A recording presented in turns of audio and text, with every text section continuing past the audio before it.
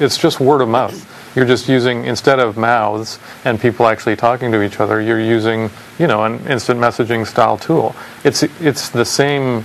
The functionality is the same. It's still people talking to each other about things. And I think one of the big potential benefits for companies is that does level the playing field. It lowers the barriers to you in terms of reaching either your customers or suppliers or spotting things that are going to become a problem for you. For example, I think it was Comcast in the U.S. I'm not even sure if this was an official program or not because I haven't looked into it, but they had a customer service guy, who was monitoring Twitter. So someone, the first thing you do when your internet goes out or you're having problems, people post things on Twitter. My internet's down. This sucks. Comcast is crap. And then this guy responds immediately on Twitter. Hey, I see you're having problems with your Comcast. Why don't we send someone out to your house? Mike Arrington, who runs TechCrunch, has 1 million RSS subscribers, I think, a fairly influential guy. Responded to him within, I think it was 10 minutes or 15 minutes, sent somebody over to his house. He wrote a whole blog post about it.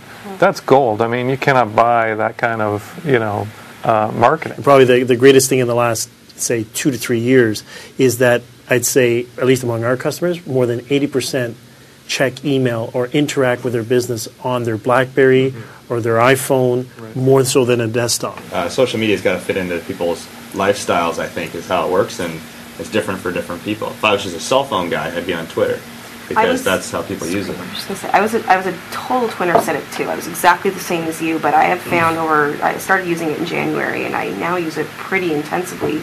And it's probably been the biggest source of business relationships and business leads for my business over the past 6 months. Now, it's a very different business than the service industry, for example. But for somebody who's looking to build a profile and has expertise in a certain area, in a certain field, it's an incredible amplification vehicle.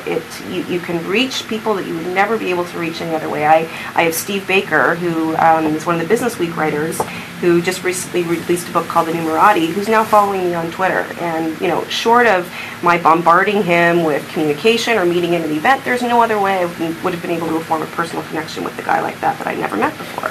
I'll give you an example of one of our portfolio companies that's used, sort of, not really, I guess, social media, but YouTube is a marketing channel specifically. Obviously, you've seen YouTube take off for Soulja Boy and other people who've made their living off YouTube.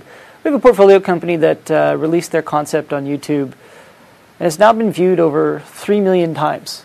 I think you can look at some of the pirated media on there. I don't think any of them are, some of them are way past it, but there's a lot of them that aren't at 3 million. So you get a sense as to how productive that is as a marketing channel. They now have 200,000 beta users straight from a YouTube video. I don't know how to quantify that because I haven't really done the math in my head, but 10 years ago to get 200,000 beta users for a consumer software company would have been a lot harder.